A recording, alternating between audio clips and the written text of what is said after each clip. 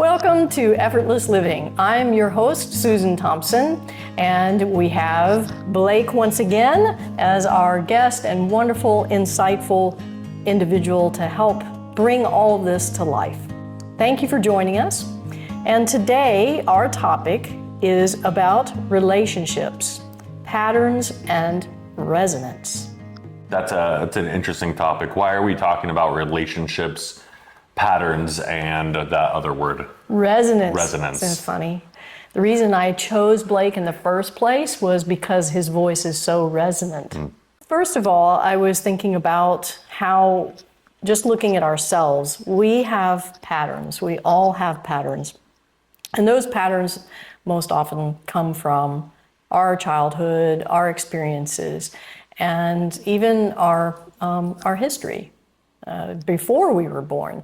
And these patterns happen, and I think one of the purposes of life is really to overcome our patterns, to break our patterns, to change our patterns, and of course to become aware of our patterns. And so when we start to engage in a relationship with someone, whether it's a work relationship or a friendship or an intimate relationship, I think it's helpful if we're aware of our own patterns and then we learn what the patterns of that person are or that situation, let's say if it's a work environment, and then we need to assess whether we are a good fit with that pattern. Or how will that complement our own pattern, or on the opposite side of that, disrupt our own pattern. So I chose the word resonance because I don't know, did you know I'm a musician? Yes, we discussed it. Okay. Yeah. And I gravitate towards the low brass instruments. Okay. And I play this low brass instrument. I played it for 38 years. And it's just this booming, beautiful, resonant instrument, like the cello, but in a brass. It's called a euphonium. A lot of people don't know what that is. That's a word. Yes, the euphonium. But so I haven't played my instrument for 7 or 8 years. Too long. Yeah. Well, I just ended up being in this situation the other day, unexpectedly, and where I walked in this room and it had a whole bunch of euphoniums in it. Oh, that's awesome. Tubas as well, And of course, tubas, because of my course. husband's a tuba player. Oh my gosh. Wall to wall.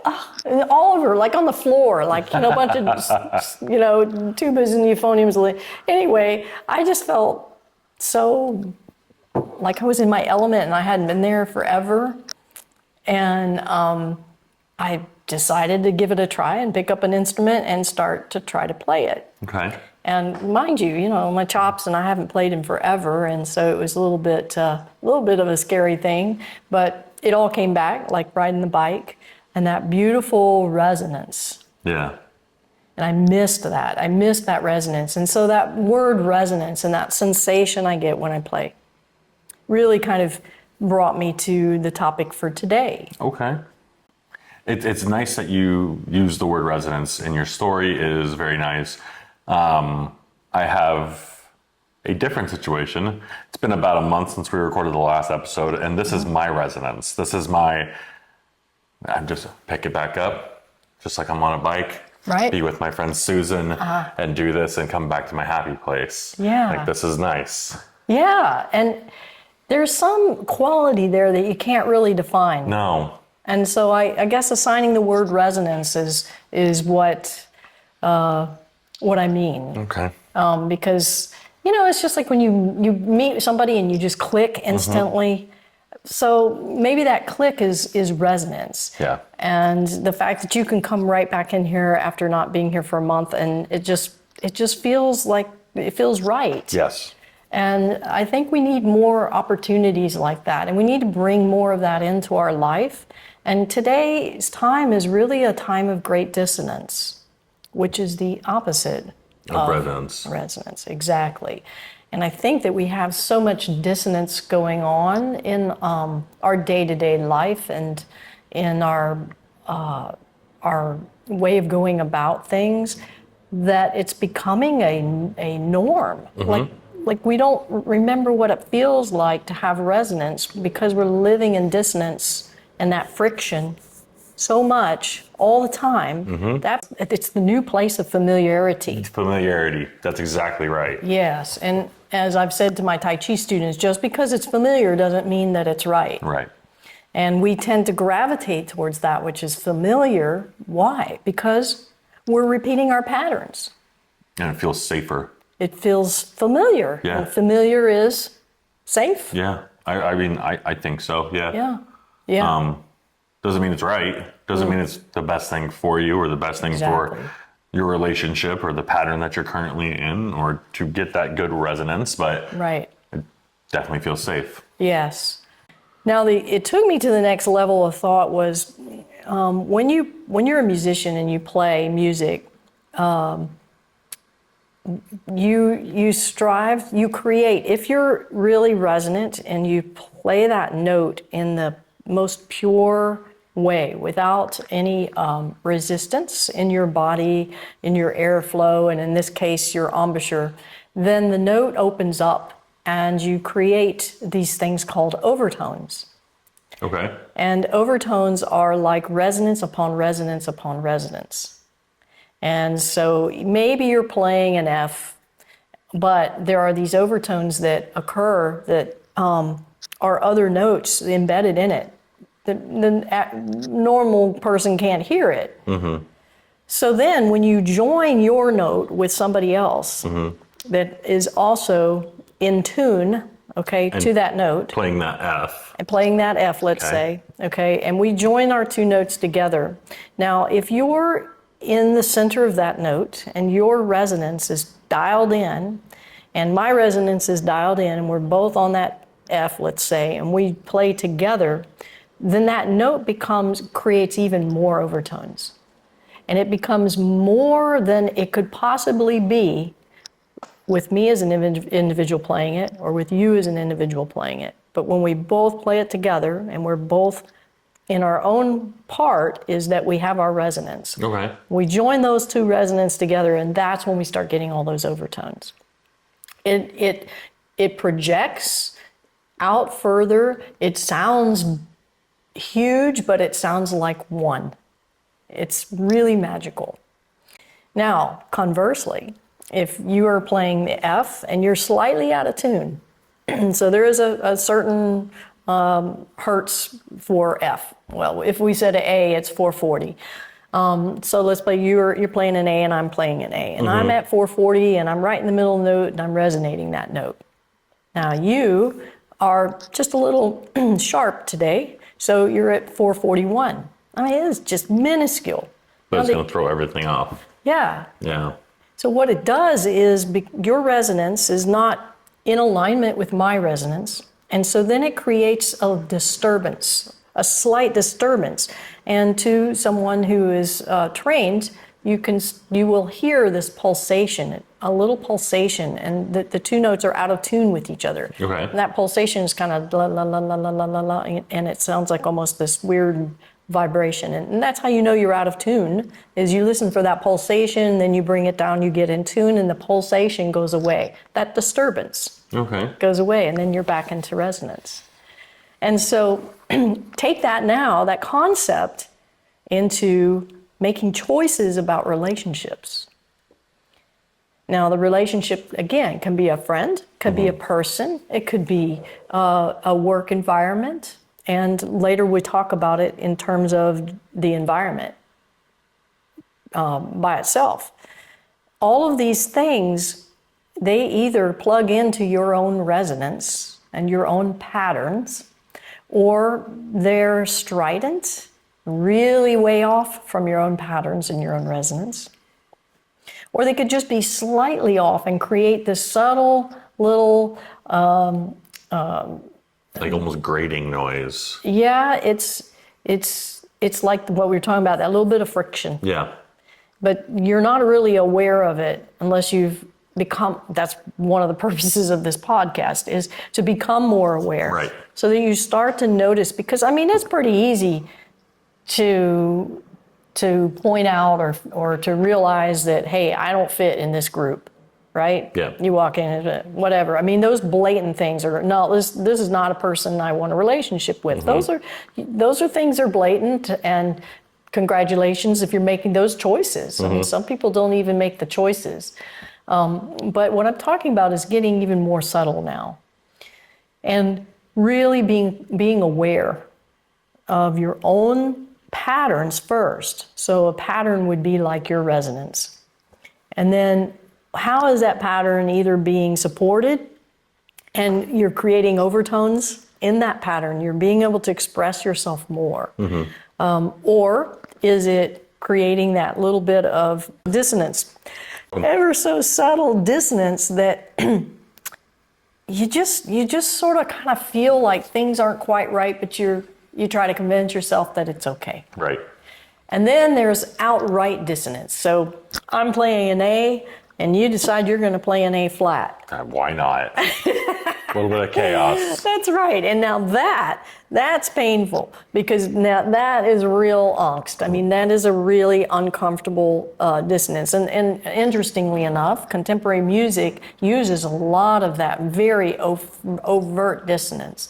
Not all contemporary music, and I'm talking classical here, but contemporary music tends to use that and creates this friction, which would be okay as long as they resolve into some tonality that is Right. resonant, but oftentimes they don't. And it's really, why? Why is that? Historically, that we've gone from Mozart and Beethoven, who are all about resonance, but back in their day, they were considered really out there. Because I'm assuming because that's the new frontier. Because everyone's kind of, at least in classical music maybe, locked down resonance. Yeah. And so no one really does the Chords. normal A and then A sharp or A flat together just to cause a noise. Right. So I don't know. I don't know. I think it's a symbol of our times. Yeah. And if you're a contemporary composer out there and you're listening to this, I apologize. It's just my ear has not acclimated to that yet. But it's also a good, I'm sure it's like art. We're supposed to show life.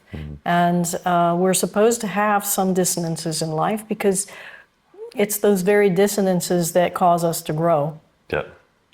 The problem is when we get stuck in a dissonance, we're not aware of it, or we explain it away, and then we decide that that's, as you said, the new norm. The new norm. Mm-hmm. Going back to what you said when we were first starting off, what kind of patterns are we talking about?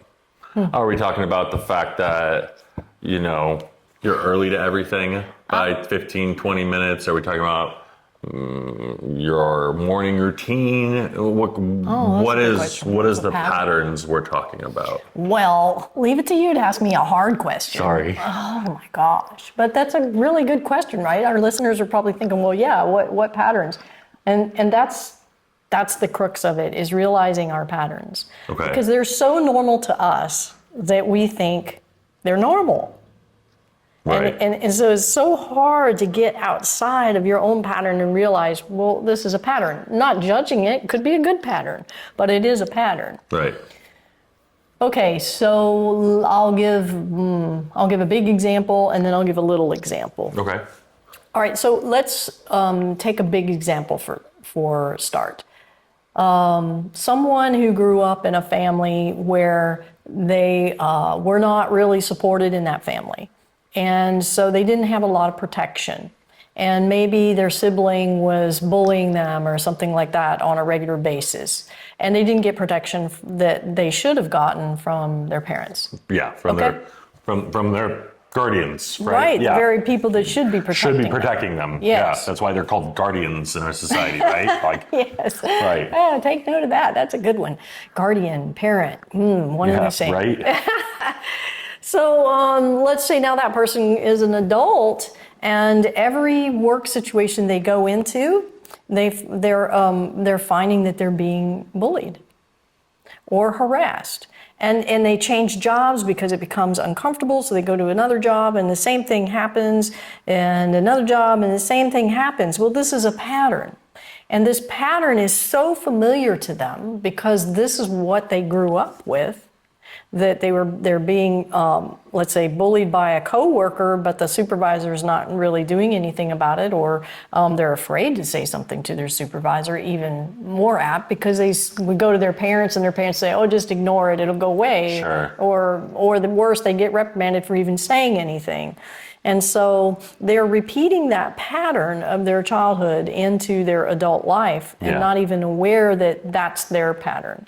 And that not everybody has that pattern, and that in some way, and I don't really like to use the word manifesting, and That's kind of what I was feeling, though. Yeah, I know. Through the explanation was they were almost creating that environment for themselves. Yes.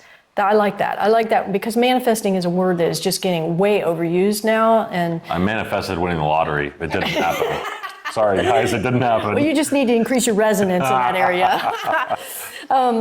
Yes, you create. So let's say that you are. I mean, that individual is really, as hard as it is to hear, they're creating that. They're somehow drawing that to them because their particular resonance draws in a person who is drawn to that resonance.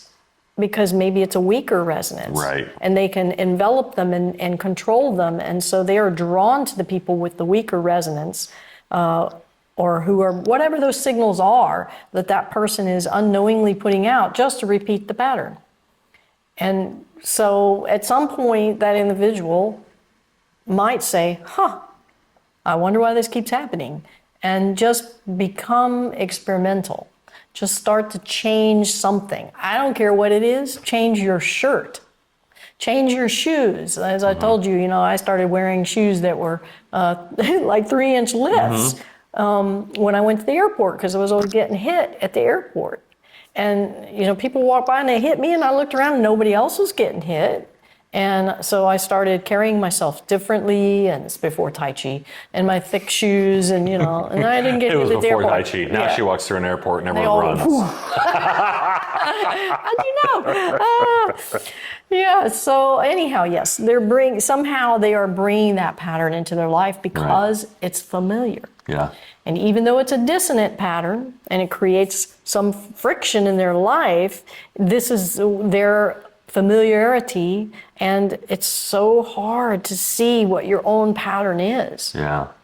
The more simple one is, when I grew up, I told you I was going to give you 2 examples. I love it. When I grew up, I always wanted a dog. My mother would not let me have a dog. And I don't know why.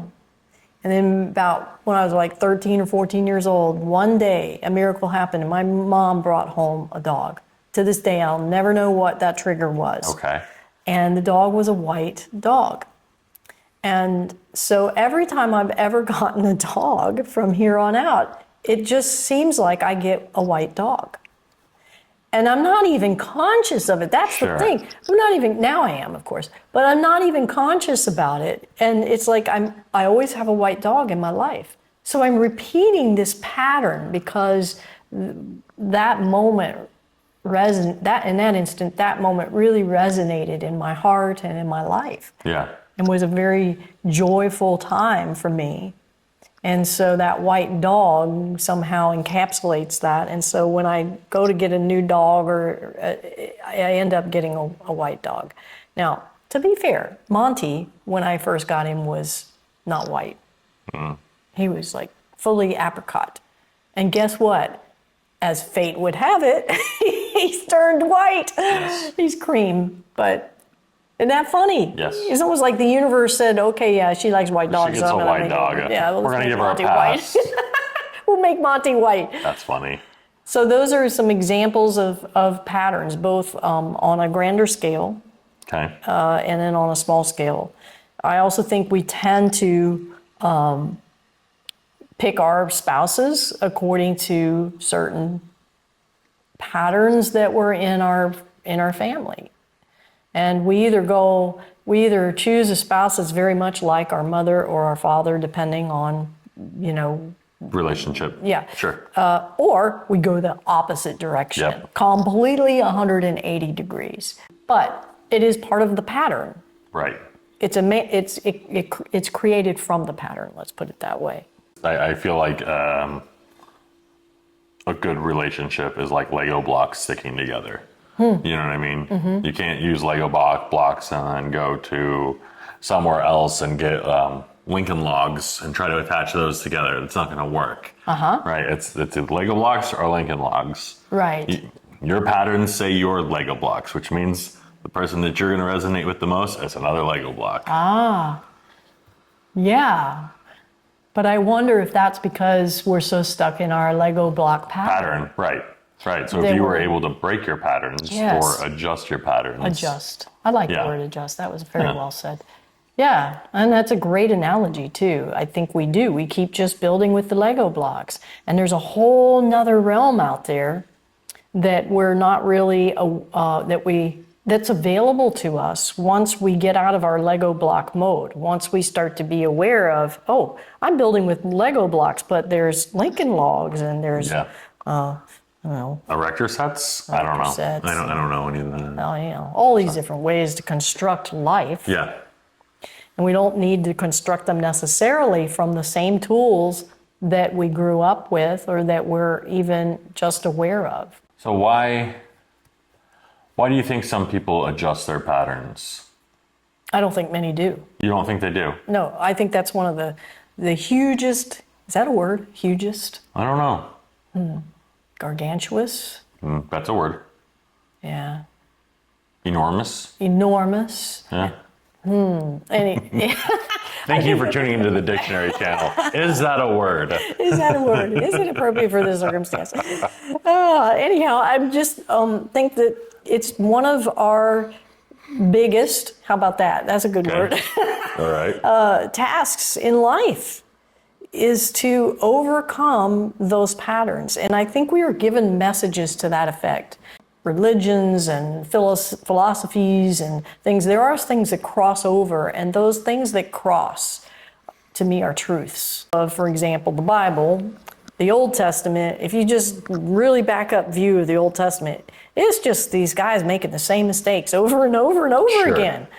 Over and over again. Sure. And then we do plagues and we do all that to try to get them to change, and they change and then go back to their normal again. And so it's just pattern after repeating pattern.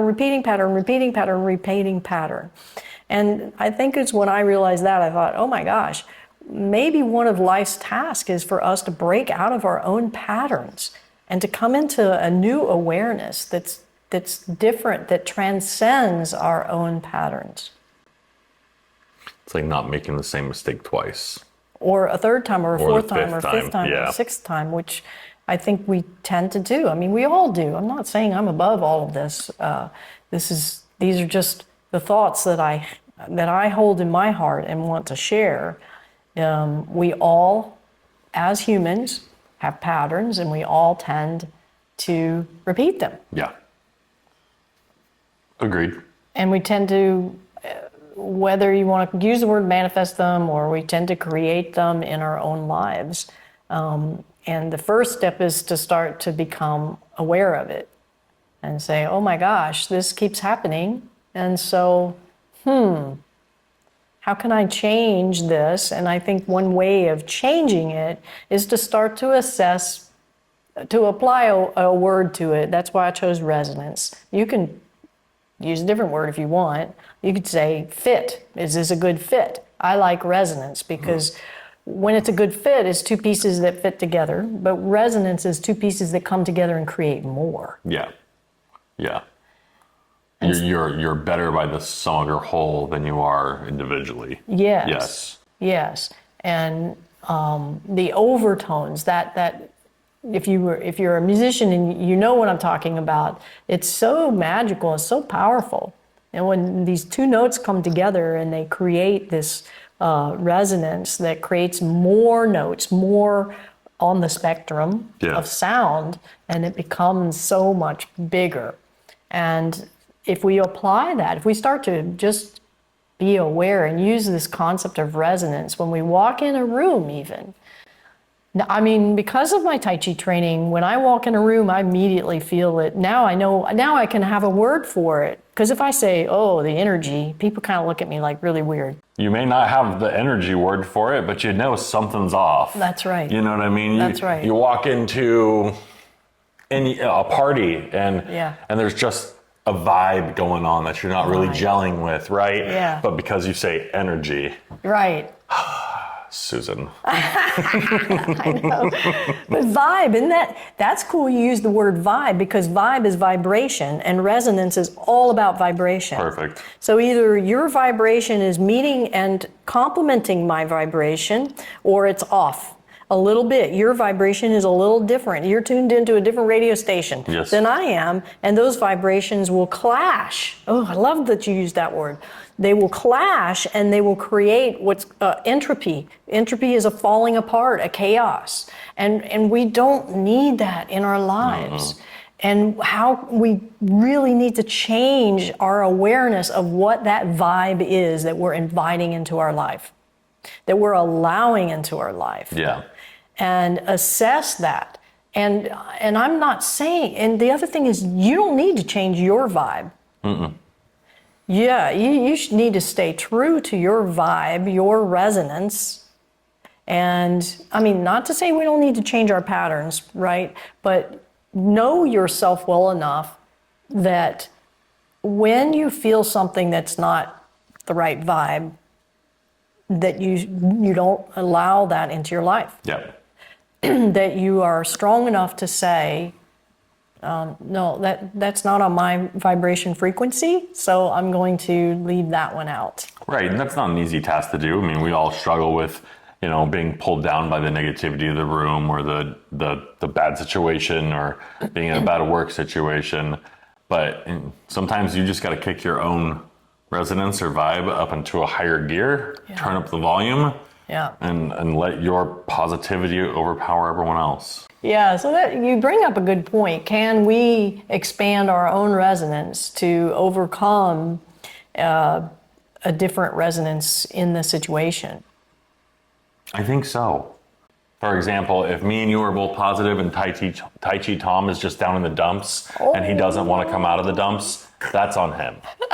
That's on Tai Chi Tom. Yeah. But if Tai Chi Tom is just having a bad 5 minutes and not a bad day, and me and you are having a great day, he's going to come out of his 5-minute funk and he's going to join us. So what you're saying is the temporary off resonance, you feel like you can overcome and bring them up. I believe so. Yeah, that's a really nice positive thought. I believe so. My experience has been, I need other people to be on my frequency, and that group of people outnumber. Yeah, 2 to 1. Yeah, right, exactly. Yeah, I don't think 1 to 1. 1 to 1 is just, like this. We call that bumping, actually, in Tai dissonance Chi. Or bumping. Right. I think 1 to 1, there's no overcoming it. Yeah. I think if there's a crack in your armor and me and you can both be positive, then we can, I don't know. I could be wrong. No, I love this conversation because I'm giving this real thought. Because of course, like in music, if I'm playing an A natural and you're playing an A flat, I can play my A natural as loud as I want, but it can't overcome your A flat, because that close dissonance, in fact, I wonder if that's another aspect of this, is that when the resonance is just slightly off, it's much harder to reconcile. No, I'm sure. Than when, for instance, if it's a third off, you can actually join those 2 notes together and you make a chord. Yeah, I don't have a musical ear, but you said 440 and 439 or 441. Just even 2, they're called cents. Yeah, 2 cents off. But I mean, I would assume most people wouldn't be able to hear that. They wouldn't. And but you're right. If you were 440 and 240, oh yeah, dude, I am way off. I can fix this. I can get closer. But I think that that hair difference would be difficult. Yeah, and that's where that awareness is such an important piece, because you just aren't really necessarily aware that there's that friction or that dissonance going on. Now, an A to an A flat, and we're talking maybe patterns here at this point in a relationship, that's going to create a lot of friction, and that's going to be pretty obvious. And if I'm playing an A and he's playing an A flat, it crunches and it's uncomfortable. That's more obvious. But how many of us are still staying in that because that friction is becoming familiar to us? Yeah. And I think being preemptive about this, in other words, when you enter into a new situation or you're entering into a new relationship, that having the awareness of your own self and your own patterns, both good and bad, when you enter into that relationship, you can better sense whether this is going to be a relationship that plugs into and augments your resonance, or is going to actually create more dissonance. And that's the place where you have to make a decision. And I haven't always been good at this. Sure. And that's where just, having that awareness and knowing, wait a minute, this doesn't jive with me, or jibe with me. Jive? No, vibe. Vibe. This is then making that decision of just taking a step back from that relationship. You don't even have to end it. Just step back a little bit and say, I'm just going to see what happens for a little while. Let's give space, right? Because space gives us those options, and space also is a place where we can generate resonance. You can't have resonance without space. That's profound. Yeah. I mean, a guitar has the box. That's what creates the resonance. The instrument has the big bell. That's what projects the resonance. All of it's happening right here. The vocal cords have the gigantic lungs in your chest. Yes, and the big chest, big barreled chest. Just being more aware when you enter into a new work environment, like just kind of figuring out, the more you do this, the more practiced you get at it, which individuals in that work environment are on your frequency. Now, I'm not saying that you don't make relationships with people who are on a different frequency. I think it's important that we do that because it challenges us, and that bit of potential dissonance can create growth. But that can't be the sum total. You want something that is going to enhance you, not tear you down. One of the most clarifying moments for me that I think it fits into this a bit, and a good illustration of resonance versus dissonance, or finding a good fit, which I call resonance, versus having something that is creating entropy in your life, which entropy is that creating more chaos, disintegrating who you are, and it's just exhausting when you're in that place. So I was sitting at an intersection in our town, and lots of construction, as always, going on, big, huge intersection. And the light was going on forever, the red light. And I was looking around at all the construction going on, and I looked up, and of all things, now, for those of you that don't know, we are nowhere near the ocean. I looked up and I saw a seagull. That is the craziest thing. I knew you were going to say it, and I'm like, where did it come from? At this busy intersection, at the light, with all the construction and the orange cones and everything, and I thought, what in the heck is this seagull doing here? And then I watched him, and he's such an elegant flyer and so skilled, and he was doing everything that is ingrained in him, his patterns that are for survival, that he's been designed to do. He was diving down and floating back up and diving back down and turning tight turns and coming back down, just like he would be doing over the water to fish and to get his food. And yet he was 100% unsuccessful. Yeah. Asphalt does not yield fish like water does. No. And so here is the seagull. This was really profound for me. There's the seagull who had all of these magnificent skills, and you could even call them talents. His flying was spectacular. And yet, because he was in the wrong environment for who he was coming up completely empty-handed. Yeah. And if a seagull could be frustrated, it would be frustrated. And if a seagull could be self-incriminating, he would have been saying, I'm not good enough, I'm not being successful, what is wrong with me? I'm doing everything that I'm supposed to do, but I'm hungry and I'm dying, quite frankly. And I thought, wow, how many people are living their lives like that? A lot.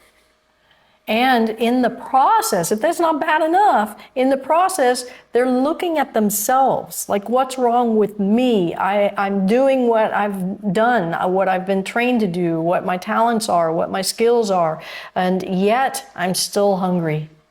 And hungry could be a metaphor for that yearning in our lives. And incriminating yourself. I'm not good enough. I'm obviously I'm not doing the right things, and then trying to change yourself or change how you're going about things. And rarely, I think, do people actually look at their environment and say, oh, do I resonate with this environment? Yeah. Is this a good environment for me? Because if you took that seagull and you put him back over the ocean, and he was doing all those things, not only would it be beautiful, but he would be like, I am living my life in the fullest. I'm successful. I'm fed. I'm nurturing myself. I'm being successful, and all of that was happening to him was because he was in the wrong environment for his particular skill set, his particular resonance and patterns. And that's where I think a lot of us reside, and we're blaming ourselves instead of looking at, well, maybe we're in the wrong environment for who we are. It's interesting because what you're saying, a lot of people always say, well, I'm just going to stay here because I'm afraid of change. Yeah. And it's amazing how, if you asked 100 people, above 90 would say, I'm afraid of change. Yes. I don't think they know what change is. Because change isn't scary. Change is natural. Change is every day. I watered my tomatoes today. Yeah. In hopes that they will change and get bigger. Oh, yes. Yeah. I think they're afraid more of the pattern and making not necessarily themselves change, but that first step fear.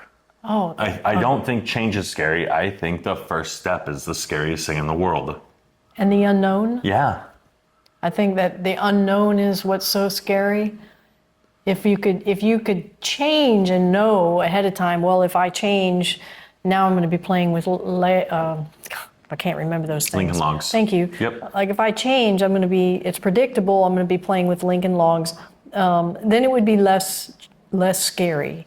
But it's that gap of the unknown, Yeah. I think, that makes it so hard and to take that first step. And you make a really good point about change, because the yin-yang symbol in Tai Chi is really, people look at it and they think that's static. They see the white and then the black with the two little counter dots. Yeah. And they just see it. But it's really a sphere, and it's rolling and changing and moving. Right. And if you see that, then you see the white and the black, and when they change, they're changing in the same ratio in perfect balance.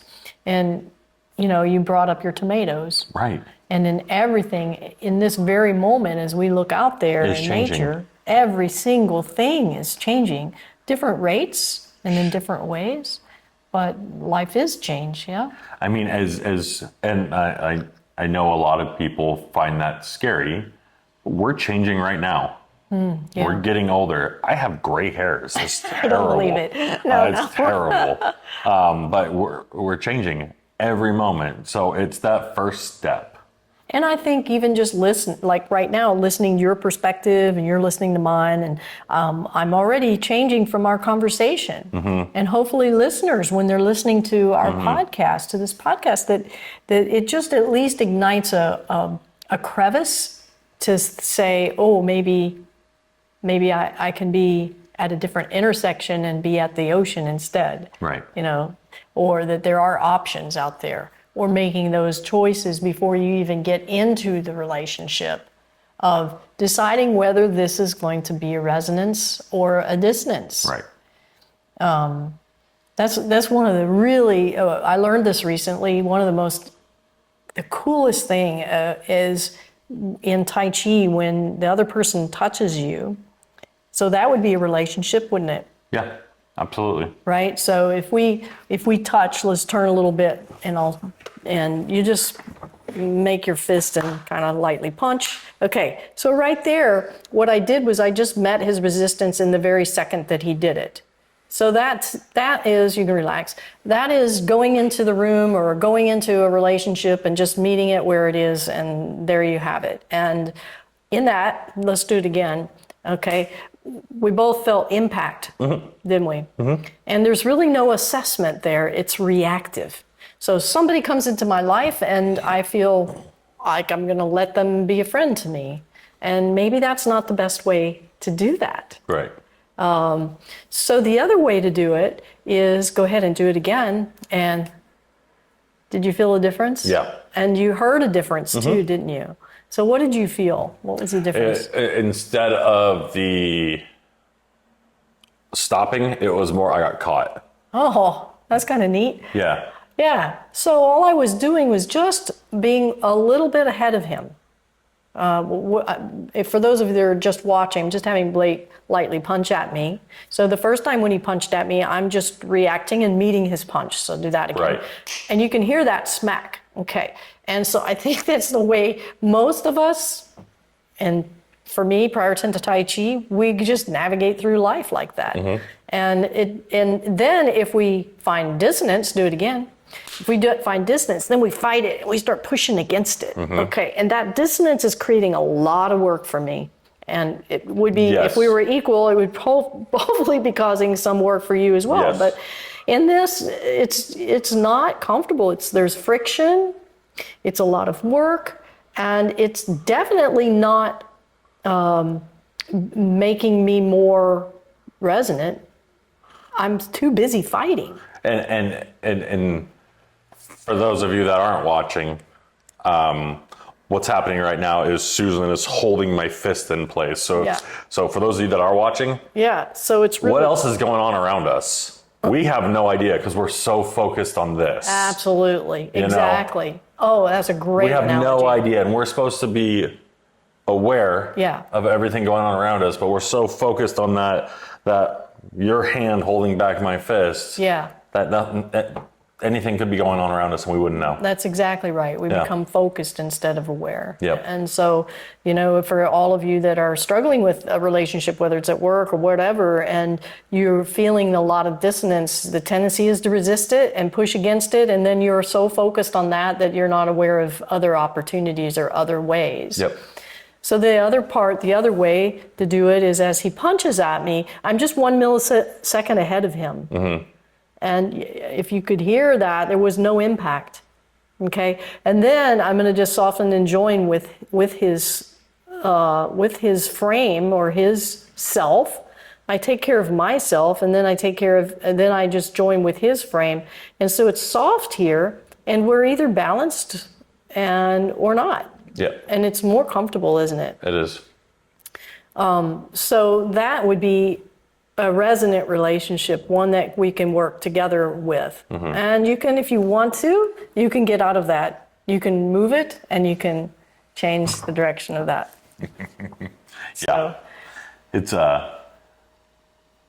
It's weird because a lot of the things that we discuss, I bring to not Tai Chi, but I guess that's why I'm here. A lot of leaders always will say, like, you have to put the right person in the right place. That's right. But a lot of leaders, because there are very few good leaders put the right person for them in the spot, and not necessarily the right person for the task, mission, objective, whatever you want to say, in the right place.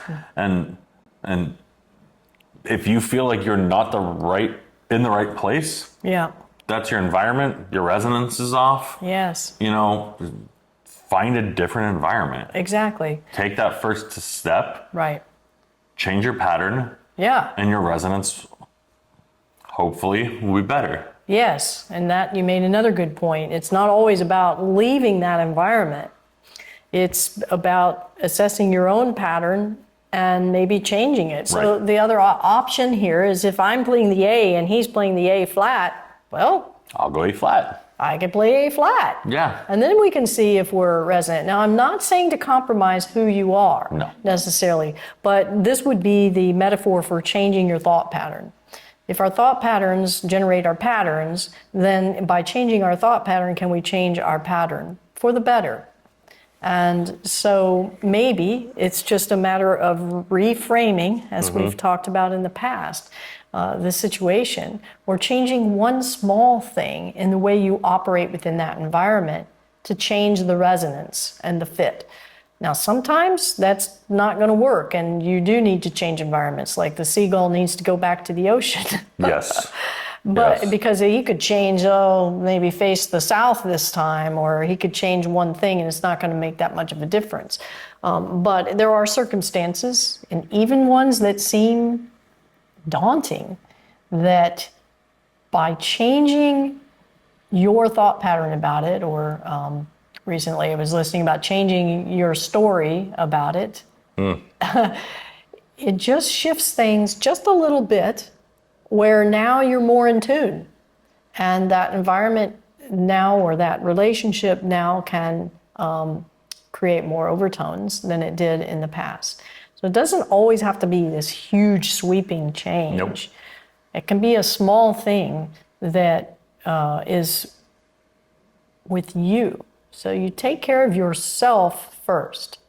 You take care of your own, because if you're punching at me and I'm so focused on you, then I'm not taking care of me, and I'm just working really hard.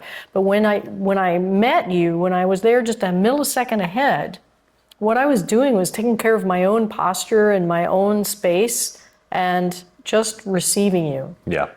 And by doing that, then it's a softer thing, and I had more options there because I wasn't fighting it. Right.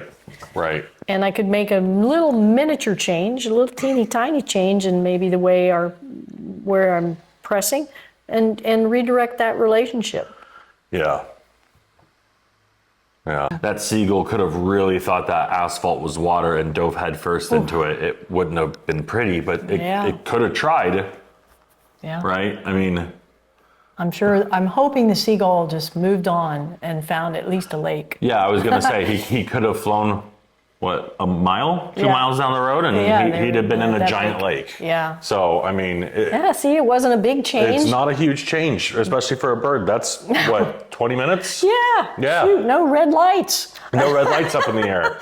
And the only thing you needed was awareness. Yeah. You just had to be aware of, wait a minute, this isn't working, number one. Number two, this is not about me or my skills or what I'm not doing right. And then number three, I need to make a change. Right. Those three things right there, boom, boom, boom. And I think that's important in your journeying with this concept and that awareness, is that we're making these choices based on our own resonance, our own need to create overtones in our lives that make us more. And it's okay to say this person isn't a good fit for that, but they may go over and have resonance with someone else. And that's, in fact, you're almost doing a better service by not putting time into that relationship, because that frees them up also to create a better relationship or resonance with someone else. Yeah. At least the way I plant seeds, I plant 2 seeds in 1 cup. Oh. And then whichever one of those seeds is stronger and grows faster and grows bigger is the seed that goes in the ground. The other one has to get cold because something is not going right with that seed. Well, that's a beautiful analogy. You know, it's not. And I remember last season was the first year I took gardening seriously. Man, I would take that little pot, I'd turn it upside down, I'd separate their roots by hand, I'd hand plant the big one and hand plant the little one because I didn't want to lose anything. Oh.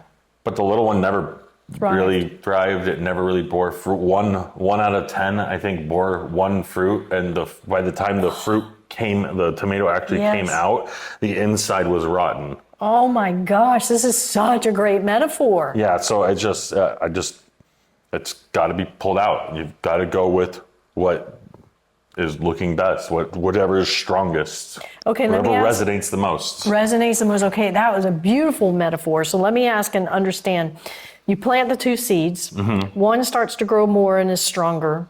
And I thought I understood you to say now you just let that one take over and you don't have to do anything with this. You gotta cull the little one. You do. You do, because if you don't cull him, he's gonna disease the big one, and then you lose both. We should have started with this. I'm sorry. In fact, I may put this at the beginning. Okay. This is incredible. That is a perfect metaphor for this. Awesome. Because really, we only have so much space and time and energy. And so why not? Yeah, these plants are only going to live for 7 months, so I got to give them the best 7 months they can have. Okay, and why not put that energy on the one that's resonating with you? We're talking in a relationship.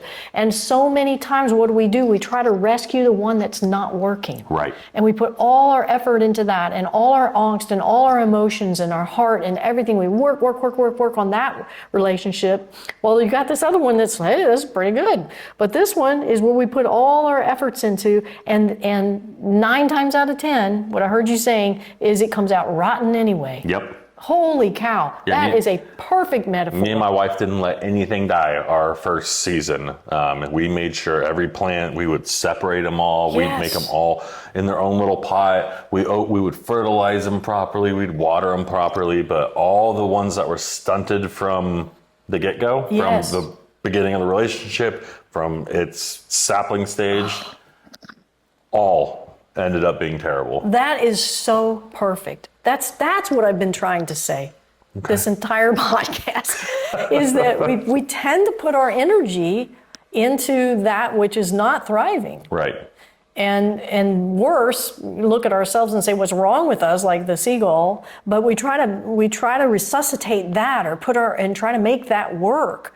When really, by assessing from the get-go which one is resonating, which one is thriving, which one is ultimately making you thrive. Right. And that is how we start to make changes in our relationships with work, with people and friends from the get-go, instead of shifting to the one part that's not working and trying to make that work. Yeah. Because that is not, for whatever reason, that is not resonating. It's got some dissonance there, and it just creates more deterioration and comes out more rotten. And so you've just spent more time with it, more effort. And it's a large investment. Yeah. You know, there's a lot of time, energy, love being poured into this one little thing that may get this big, but then go away. Right. Well, meanwhile, you have, something that's there, that's thriving and that I could pour my energy into and make it a more. 6-foot tall bush that just produces and feeds my family. But instead I'm focusing on the tiny thing next to it. Yes, which is the one actually creating the dissonance. Yeah. And so maybe it's our human nature to gravitate towards that which is creating the dissonance, instead of assessing and saying, oh, this is resonating, this is thriving, and this is building me as a person. Using your metaphor further. Absolutely. Yeah. But I think, I went through the first season of gardening, and now getting into our second season, we are much better about it. Okay, so it goes back to what you said about practice. Right. We planted probably 60 tomato plants. Only 32 went in the ground. Really? So we culled almost half of our entire tomato thing. This is is such a great analogy. This Yeah. is great. So you're being proactive. You're assessing, and it's okay to do that, and then to call out that which is not a good fit for you. And you can only do that once you start having good assessment skills. Right. Now you go in there and you just make that assessment. You got 60 plants and you know which ones to get rid of. Yeah. I mean, it's still, like, I still don't want to get rid of it. No. But it's the right thing to do. Yeah. You know, at the end of the day, I can't waste the time. Right. You know, I want to have a much bigger harvest. I want to have more Bigger meaningful relationships with my friends. I want to spend more time with my family, Yes. you know, so I can't focus on all the little things, the minutia outside of it. Yeah. And I like that, the bigger harvest. Yeah. What are we harvesting? And what are we paying attention to? What are we putting our efforts into? And what would that harvest? Some meager plants or a much more enriched life? Huh. That's such a great analogy. Wow. So a relationship is either resonating and builds you, or it's dissonance. It's dissonant and it disrupts and creates entropy. It's chaotic and it pulls you down. It pulls you down. Yep. And that, when I say relationship, you could also say environment. You can just replace it with environment. Or an environment is either resonating and builds you, or it's dissonant and creates entropy. Yep. And so the task that I put forth to you all is, where are you putting your energies? Are you harvesting the good tomato plant? Or are you putting your energy in trying to rescue that tomato plant, which is not going to thrive, and 9 times out of 10 is just going to come out rotten? Yeah. And are you aware? Are you aware of your own patterns, and is that set of your own patterns fitting in with the patterns of that environment or that relationship? You have anything else to summarize? Yeah. Life is what you make it. Yeah, that's I more mean, active. you have so much more control over what your life's going to be. And I know there's a lot of things that you can't control, but you can control your own pattern. You can control who you decide to spend your time with. If you decide that you want to spend your time with someone that's going to play G while you're playing A, that's on you. Enjoy the dissonance. Yeah, enjoy the dissonance. Okay, well, I think that's a pretty good one for today. Just give yourself some space to think about this, and maybe start to recognize where you are pouring your energy and what feels resonant to you, and that you have a good vibe for, and which plant are you harvesting? Which one are you putting the most energy into? Yep. So thanks for joining us today in Effortless Living, and we can't wait to see you next time. Thanks, everyone. Bye-bye.